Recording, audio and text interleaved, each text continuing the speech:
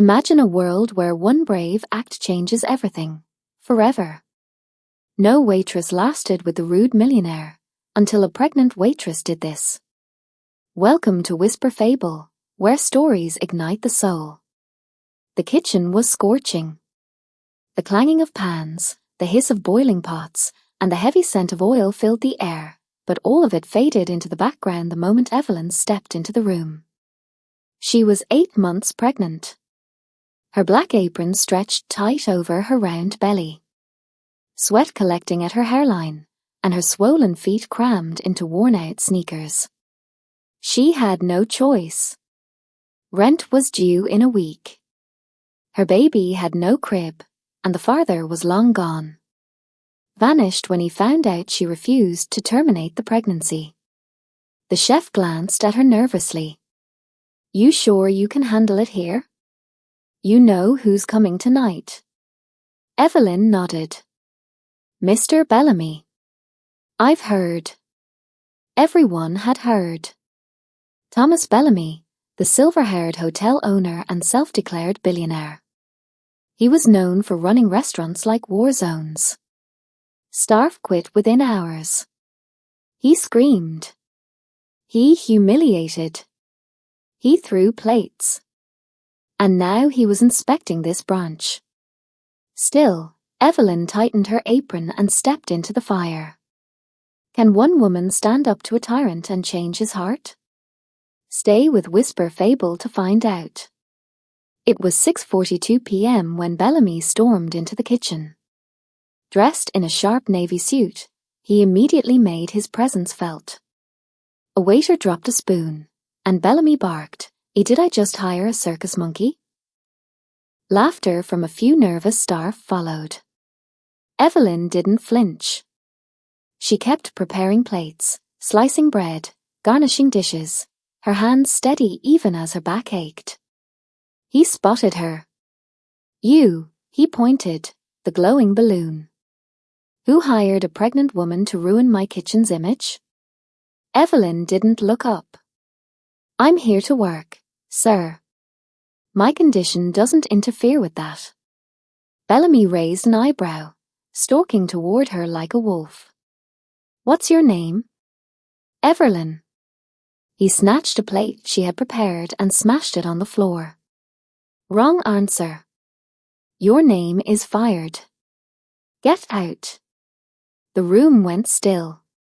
"I said, get out." "No." Her voice was low, but firm. "What did you say?" Bellamy leaned closer, his face flushed. "I said, no, I need this job. And frankly, you don't have the right to treat people this way, pregnant or not." He was stunned. No one had ever spoken back. He laughed bitterly. "You think you're special because you're carrying some brat? You think your swollen belly gives you immunity?" The sous chef looked away. A dishwasher froze mid-scrub. One of the waitresses gasped. Then Bellamy raised his arm. To hit her, to threaten her. It's always worked.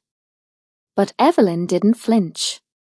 She placed one hand over her belly, and her other hand held up in defense. "You touch me," she said softly, "and I'll make sure the world sees exactly what kind of man you are." Silence. He stepped back. "You think the world cares?" Evelyn stared at him. "Maybe not, but your investors might." A young kitchen staffer had already pulled out their phone and was filming. Others had started recording, too. It wasn't planned. It just happened. Bellamy's eyes darted around, realizing too late that he was being watched. Suddenly, his voice changed. "Stop recording now." No one stopped. "I can ruin all of you," he shouted, but it was hollow. His voice cracked. Then Evelyn, with quiet grace, turned back to her station and began plating again. Bellamy looked at her, stunned. His voice dropped to a whisper. "You really think you won?" I didn't come here to win, Evelyn said without looking at him. I came here to survive. Thomas Bellamy stood there, shoulders heaving, face flushed, fists tight at his sides, but he didn't speak. Something had shifted in the room. No, in him. The phones recording him didn't frighten him nearly as much as the look in Evelyn's eyes.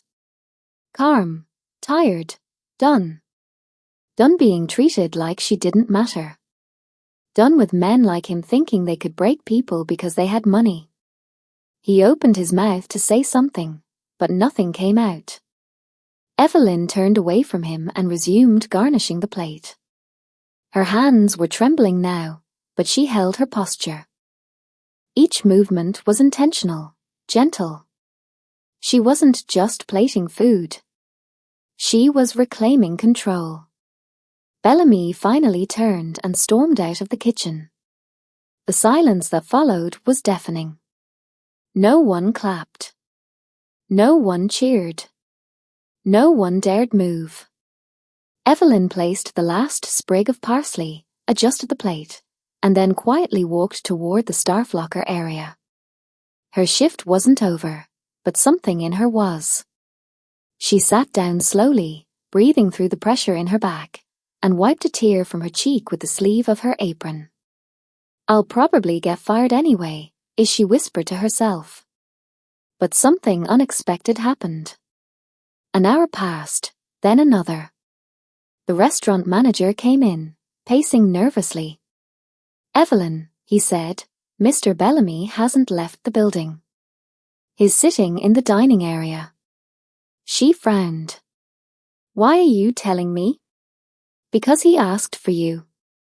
No, she said immediately. I'm not going to entertain him.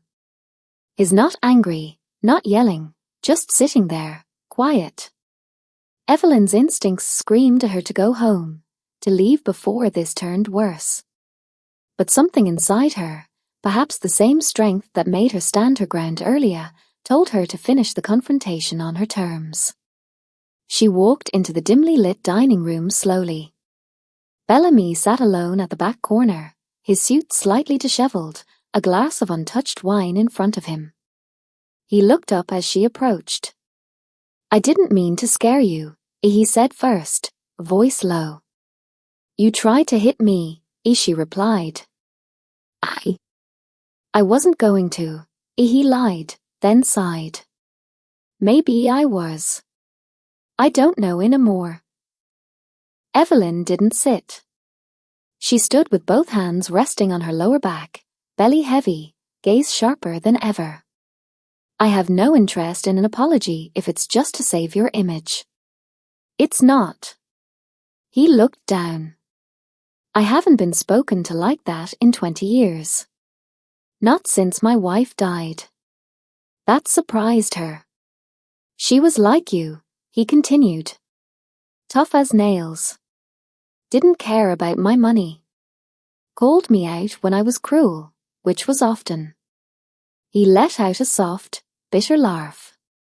After she passed, I just got worse. I hated the world for taking her, but I took it out on people. Evelyn's expression didn't soften.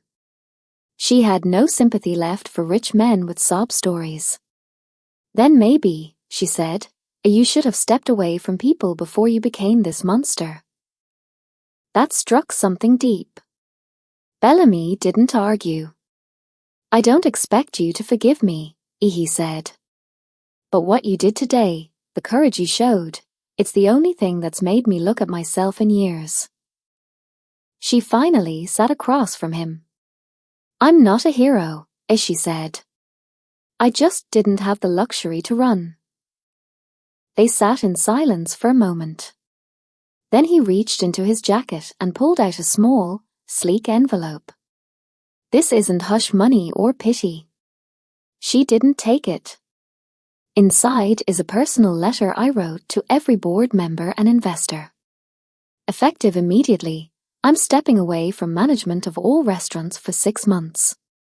Mandatory therapy, anger management, everything I should have done years ago.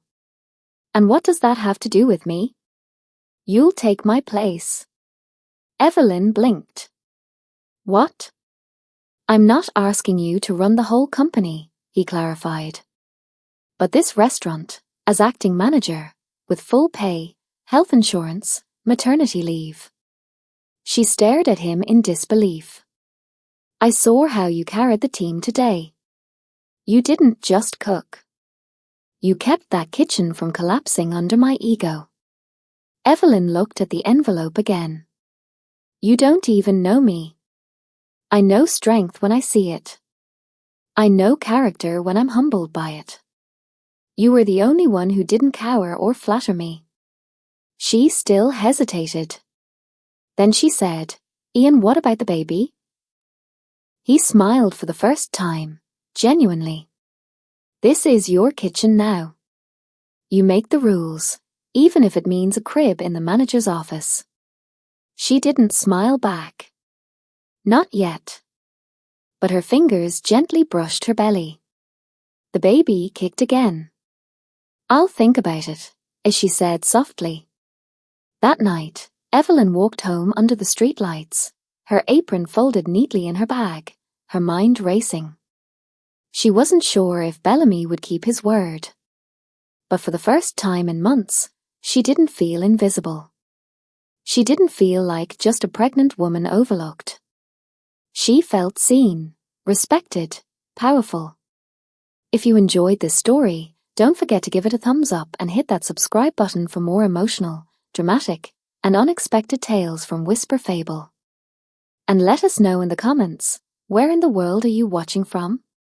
We love hearing from all of you. Until next time, stay kind, stay curious, and keep watching.